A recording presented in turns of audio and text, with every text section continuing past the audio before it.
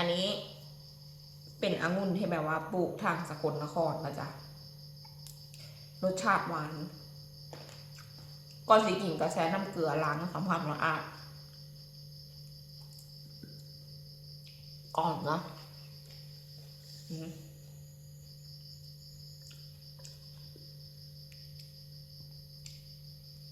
หน่วยงามแต่แต่เย็บไปปิดในก๊กเพื่อนเนี่ยเนาะปิดแต่กันนังกินแต่ว่า